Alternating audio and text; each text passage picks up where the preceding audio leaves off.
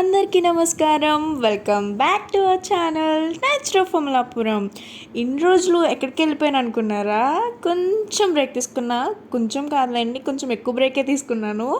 అయితే summer start అయింది, మంచిగా తిరగొచ్చు, హాలిడేస్ కాబట్టి ఇప్పుడు నుంచి మంచి మంచి వీడియోలు పెట్టడానికి ట్రై చేస్తాను.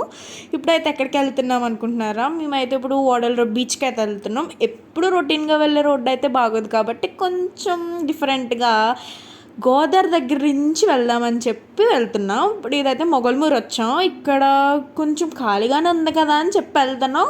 ఇక్కడ ఏంటంటే ఇప్పుడు బీవీసీ బస్సులు రావడం స్టార్ట్ అయింది. దానికి మైనస్ పాయింట్ ఏంటంటే సంత సరిపోయింది. ఇక్కడ ఇప్పుడైతే ఆగాము. చూసారా గైస్ అసలు బస్సులు ఎన్ని వెళ్తున్నాయో? బీవీసీ బస్సులు అంటేనే ఇంతే.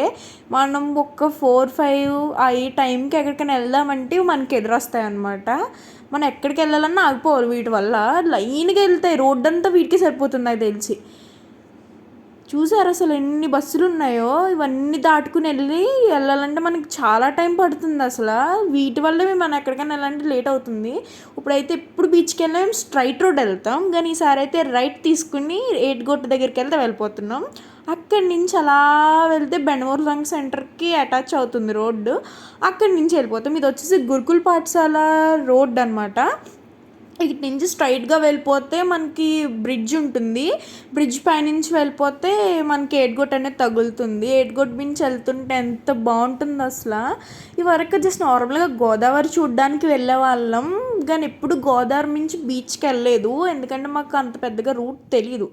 ఎందుకంటే మేము ఇక్కడే ఉన్నా, కానీ ఎప్పుడు బీచ్కి నార్మల్ రోడ్డు మీద వెళ్ళిపోయే వాళ్ళం. కానీ ఈసారి అయితే ఫస్ట్ టైం అనమాట ఎలా వెళ్ళడం. కానీ అయితే చాలా బాగుంది వ్యూ. ఇక్కడ నుంచి ఏడుగొట్టు పైనుంచి చూస్తే చాలా హౌసెస్ ఉన్నాయి, పక్కనే గోదావరి. కానీ ఇక్కడైతే కొన్ని ఇల్లులు ఉండడం వల్ల గోదావరి కొంచెం వెనక్కి ఉంది. ఇక్కడ ఇల్లులు, చాలా చెరువులు కూడా చేసేసారు. చూసారు ఎన్ని తుప్పలు ఉన్నాయో? మొత్తం వీడియో తీద్దామంటే ఇవే కనిపిస్తున్నాయి. గోదావరి ఎక్కడుందో కూడా కనిపించలేదు.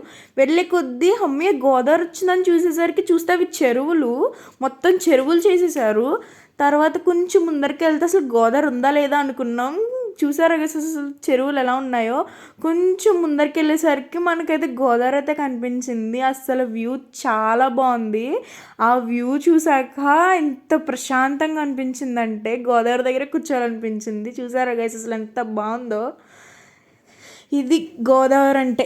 అసలు గోదావరిలో ఉన్న స్పెషలే ఇది. అంత అట్మాస్ఫియర్ కానీ, ఆ ప్రశాంతత కానీ, అక్కడ ఉండే వాటర్కి సౌండ్ వస్తుంది, అంత బాగుంటుంది అసలు.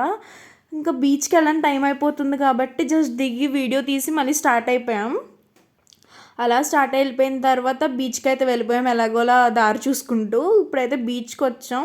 సమ్మర్ సీజన్ కాబట్టి ఇంకా రష్ ఉంది. ఇంకా రోజుకి జనాలు వస్తూనే ఉంటారు వడలూరు బీచ్కి. ఇప్పుడైతే ఈ టైం కాబట్టి మొత్తం చాలా జనాలు ఉన్నారు. ఈవినింగ్ టైం కూడా వస్తారు, బట్ ఎండ ఉంటుంది కాబట్టి అంత ఉండరు. ఇప్పుడు చల్లబడింది, క్లైమేట్ కూడా కొంచెం బాగుంది ఈరోజు. ఏంటో మరి ఐ థింక్ అందరూ వచ్చేసారు. ఇప్పుడు మొత్తం ఫుల్ ఎంజాయ్ చేద్దాం అనుకుంటున్నాం. ఏం చేస్తామో మరి. చూసారు కదా అసలు ఎంతమంది జనాలు ఉన్నారో? ఇవరకైతే ఇక్కడ సిట్టింగ్ ఉండేది కాదు, బెంచెస్ వేసారనుకుంటా. మేము ముందుసారి వచ్చినప్పుడు అయితే బెంచెస్ లేవు. ఈసారి అయితే బెంచెస్ అన్నీ ఉన్నాయి. చూసారు అసలు ఎంత బాగుందో బీచ్. నాకు బీచ్ అంటే చాలా ఇష్టం. బేసిక్గా ఆంధ్రప్రదేశ్ ఆ స్టేట్స్లో ఉన్న వాళ్ళకి బీచ్కి వెళ్ళడం చాలా ఈజీ. మాకైతే చాలా దగ్గర బీచ్, 15 మినిట్స్లో వెళ్ళిపోవచ్చు. ఇక్కడ చూసి అసలు బీచ్ ఎంత బాగుందో, మొత్తం పిల్లలు ఆడుకుంటూ అంత బాగుందో అసలు.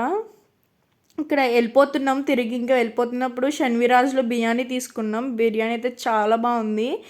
ఈరోజైతే ఈ వీడియో నచ్చింది అనుకుంటున్నాను. నచ్చితే లైక్ చేయండి, షేర్ చేయండి, సబ్స్క్రైబ్ చేయడం అస్సలు మర్చిపోకండి.